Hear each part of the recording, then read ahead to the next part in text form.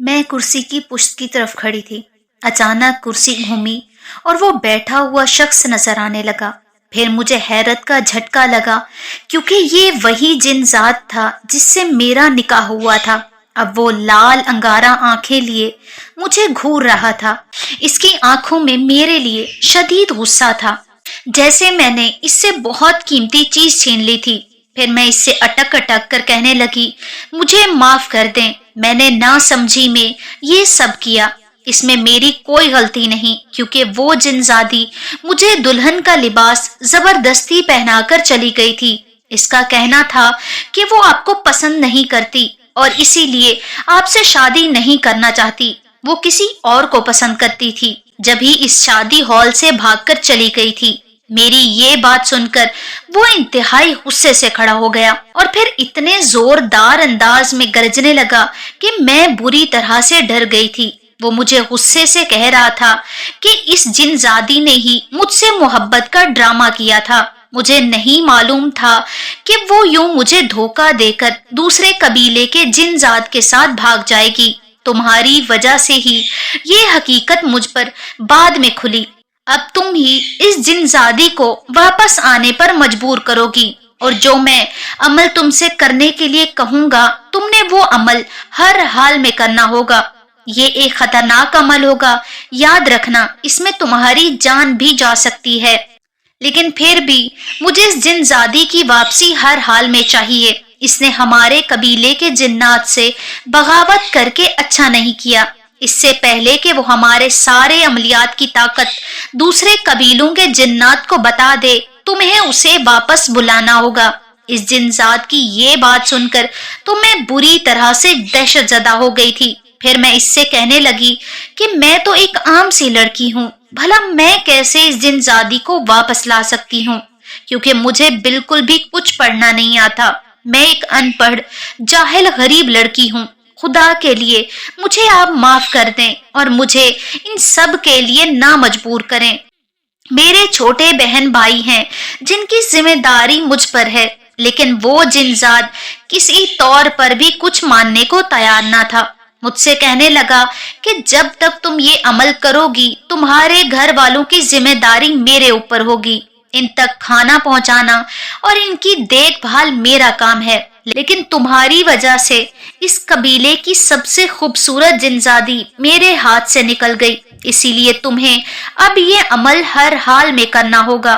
میں بے بس اور خاموش تھی، پھر دھیمے لہجے میں اس جن ذات سے کہنے لگی، آخر مجھے کیا کرنا ہوگا؟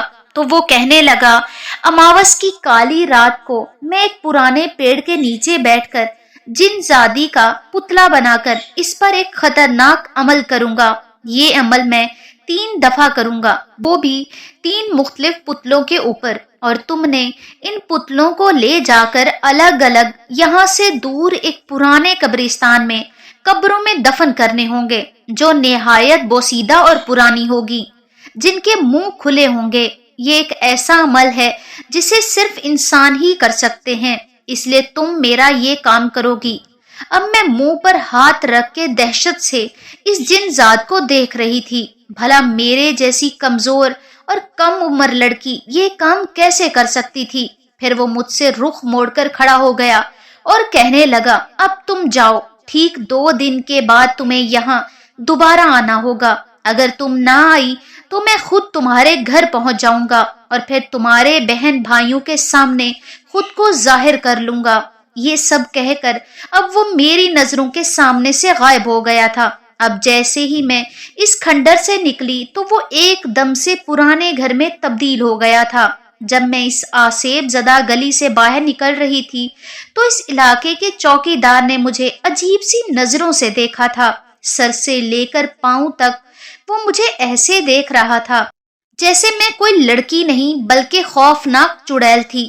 اس سے نظر بچا کر میں فوراً ہی اس گلی سے نکل آئی تھی۔ نہ جانے وہ جنزاد اس جنزادی کے ساتھ کیا کرنا چاہتا تھا۔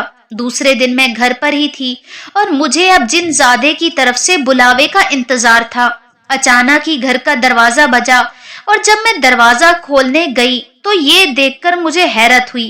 کالی چادر میں ملبوس ایک شخص منہ چھپا کر گیٹ پر کھڑا تھا۔ اس کے ہاتھ میں بڑا سا تھال تھا جس میں لذیذ کھانا رکھا ہوا تھا۔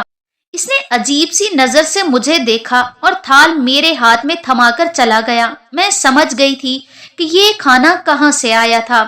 میں نے اس کھانے کی طرف نظر اٹھا کر بھی نہ دیکھا اور چھوٹے بہن بھائیوں کو دے دیا۔ وہ سب مزے لے لے کر اسے کھا رہے تھے۔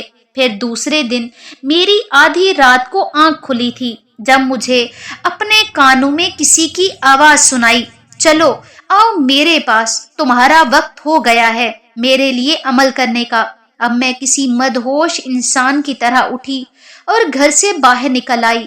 گھر کی گلی میں حسب معمول سناٹا چھایا ہوا تھا جو مزید دہشت میں اضافہ کر رہا تھا۔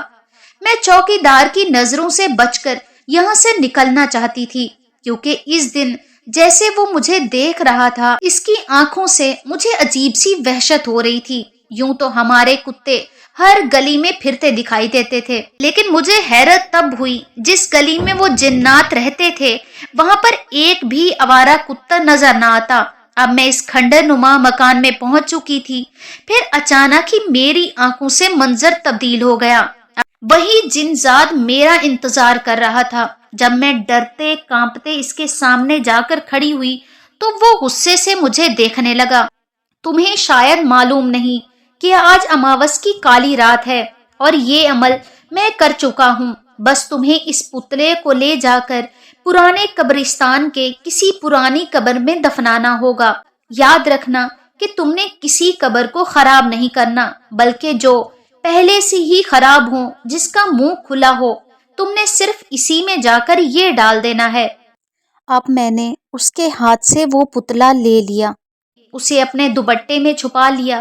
مجھے آج اپنا آپ بہت برا محسوس ہو رہا تھا کیونکہ میں ہرگز یہ کام نہیں کرنا چاہتی تھی، لیکن میری بھی مجبوری تھی اور ان سے اپنے بہن بھائیوں کو پالنا تھا۔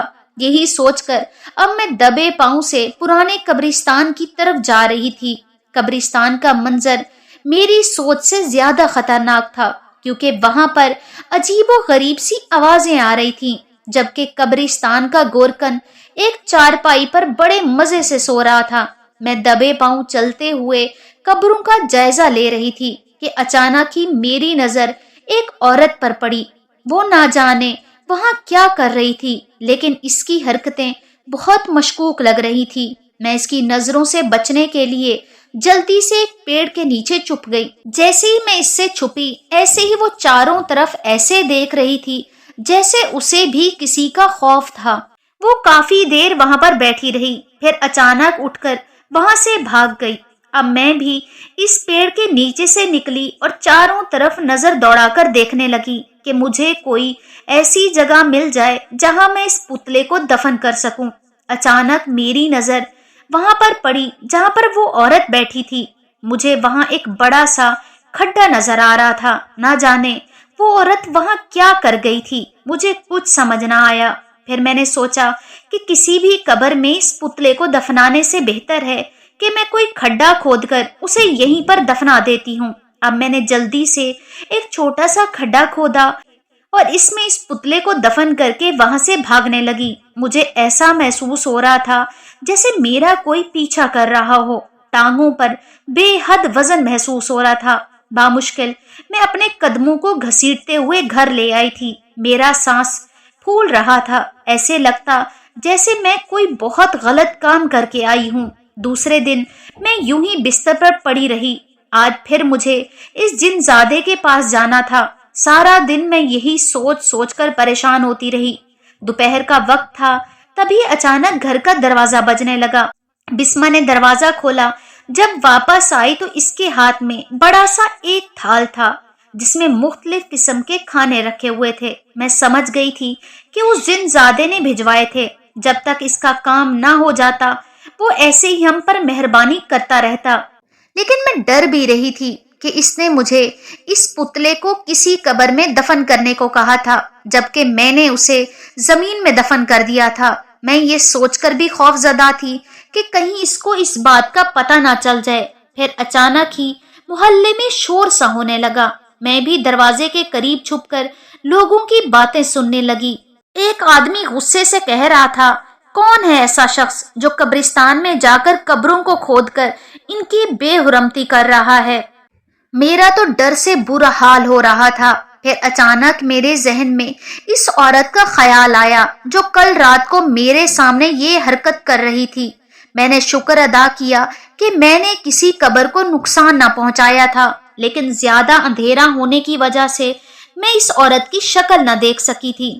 پھر دوسرے دن میں اس جن زادے کے مکان کی طرف چلی گئی تھی۔ وہ مجھ سے خوش نظر آ رہا تھا اور کہنے لگا، بظاہر تم ایک آدم زادی ہو، لیکن چونکہ ہمارا نکاح ہو چکا ہے تو اسی لیے ابھی بھی تم میری بیوی ہو۔ مجھے اس کی یہ بات بہت ناگوار گزری تھی۔ پھر میں نے اس کے ہاتھ سے پتلا لیا اور اپنا رخ اس قبرستان کی طرف کر لیا تھا۔ مجھے ایسا محسوس ہوتا جیسے کوئی میرا پیچھا کر رہا ہو۔ کسی کے قدموں کی آواز میں بآسانی اپنے پیچھے سن سکتی تھی۔ میں بار بار پلٹ کر دیکھتی تو پیچھے کوئی بھی موجود نہ ہوتا۔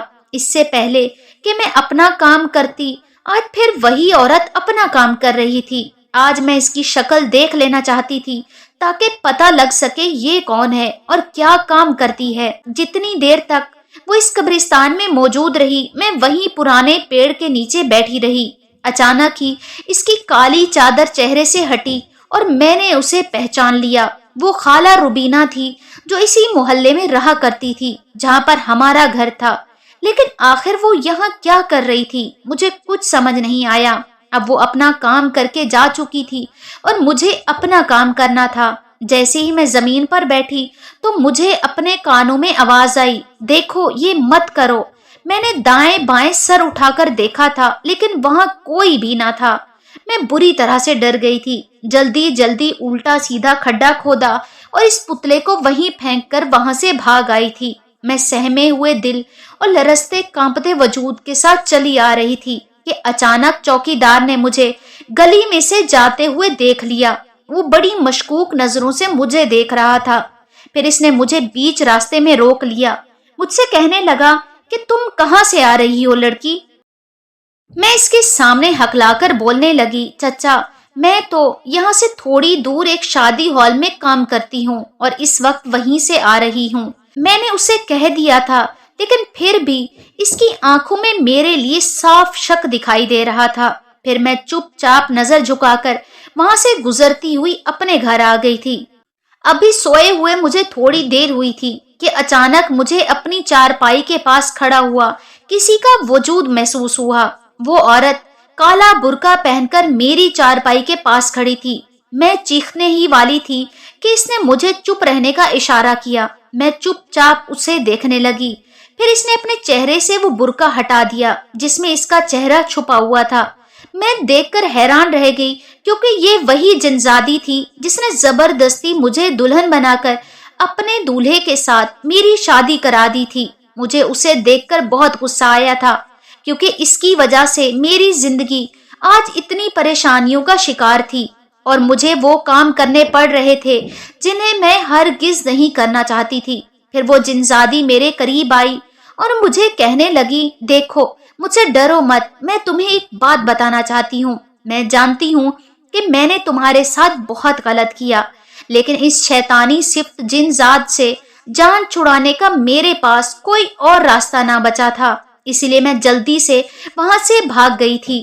اب میں نے دوسرے جن زادے سے شادی کر لی ہے اور میں اپنی زندگی میں نہایت خوش ہوں، لیکن جو تم کام کر رہی ہو مجھے اس کام سے بہت تکلیف پہنچ رہی ہے، اور تم مجھے جو نقصان پہنچانا چاہتی ہو اس میں تمہارا کوئی فائدہ نہیں، الٹا اس جن زادے کو فائدہ ہوگا اور تم ایسے ہی خالی ہاتھ رہ جاؤ گی۔ پھر میں اس جن زادی کو کہنے لگی کہ اگر میں نے یہ کام نہ کیا تو وہ مجھے جان سے مار ڈالے گا۔ تبھی وہ جن زادی کہنے لگی کہ وہ تمہیں ہرگز جان سے نہیں مارے گا، اگر تم یہ کام کرنا بند کر دو گی تو میں تمہارے ساتھ ہر مشکل میں کھڑی رہوں گی۔ اور وہ جن زاد مجھ سے زیادہ طاقتور نہیں بلکہ میری طاقت اس سے کہیں زیادہ ہے۔ وہ تمہارے ذریعے جو بھی کام کروا رہا ہے اس سے اس کی طاقت میں اضافہ ہوگا اور میرے جسم کی تمام طاقتیں اس کو مل جائیں گی۔ اگر تم اس کو کمزور کرنا چاہتی ہو جو پتلے تم نے دفنائے ہیں انہیں جلا کر راکھ کر دو تاکہ وہ کمزور ہو جائے اور اپنے ناپاک ارادوں میں کامیاب نہ ہو سکے، کیونکہ وہ مجھے کسی بھی طرح کمزور کر کے واپس اس قبیلے میں لانا چاہتا ہے جو کہ شیطانی جنات سے بھرا پڑا ہے۔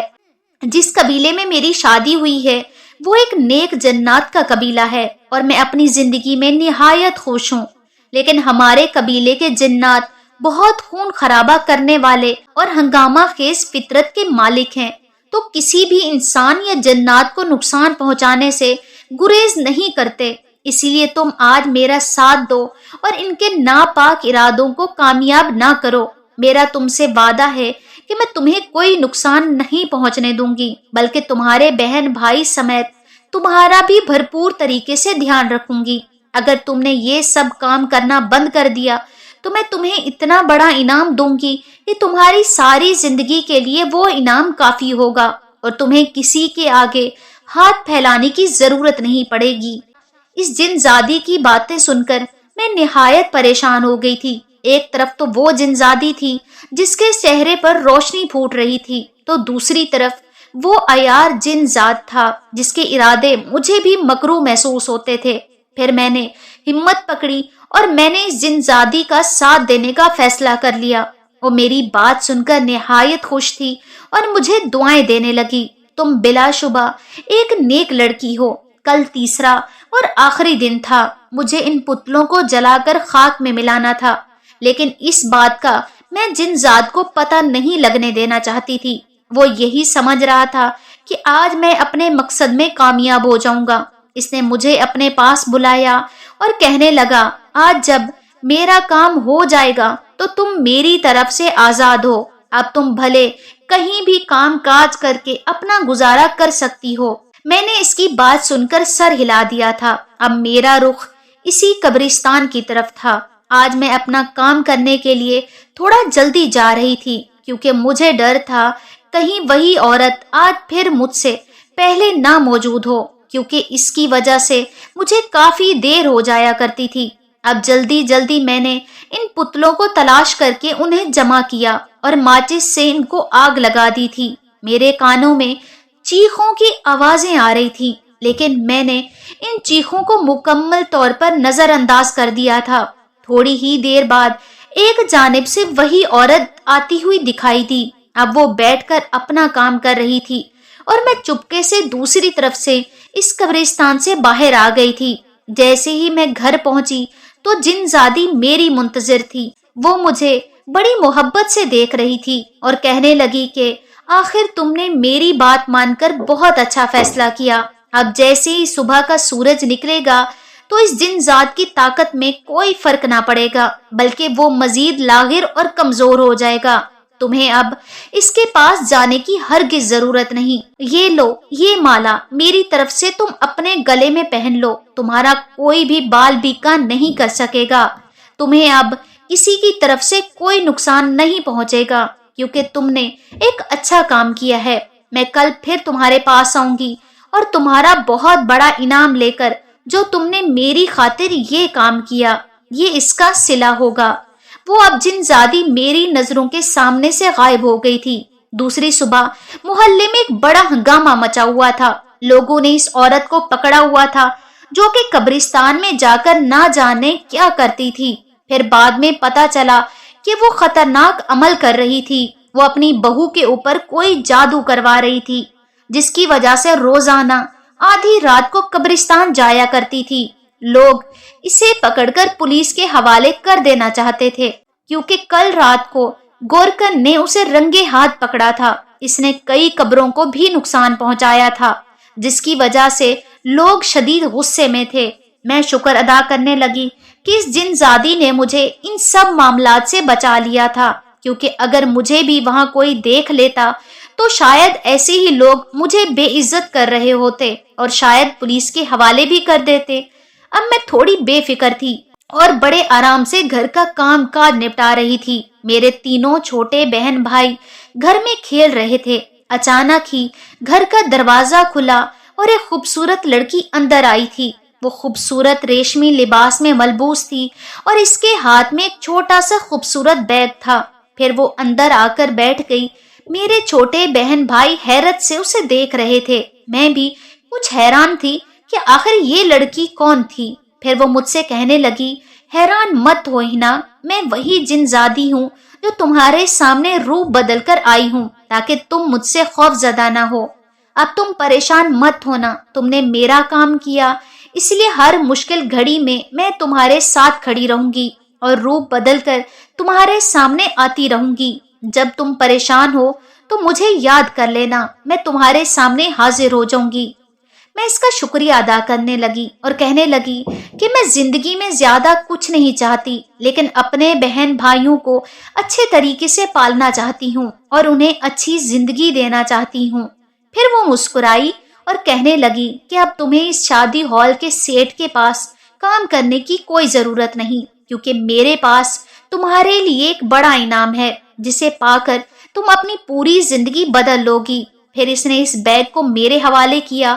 اس میں اتنی ڈھیر ساری دولت تھی کہ میں اسے دیکھ کر حیران تھی۔ پھر وہ کہنے لگی کہ میں تمہیں بتانا چاہتی ہوں کہ اس جن زادے کا کیا حال ہوا ہے۔ جیسے ہی تم نے وہ عمل الٹا کر دیا تھا تو اس کے عمل کے اثرات کی وجہ سے اب وہ نہایت کمزور ہو چکا ہے اور اپنی طاقت بھی کھو بیٹھا ہے۔ نہ ہی وہ میرے ساتھ برا کرنے کی کوشش کرتا اور نہ ہی یہ اس کا انجام ہوتا، کیونکہ کہتے ہیں نا کہ جو دوسروں کے لیے کھڈا کھودتا ہے تو خود ہی اسی میں گرتا ہے۔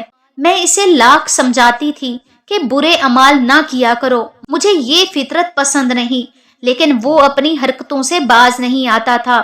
جب ہی میں اس سے جان چھڑا کر بھاگ گئی تھی۔ اب تم بھی زندگی میں کبھی پریشان مت ہونا، میں تمہارے ساتھ موجود رہوں گی۔ میں نے تمہیں اس مشکل میں پھنسایا تھا، اب میں ہی تمہیں ہر مشکل سے بچایا کروں گی۔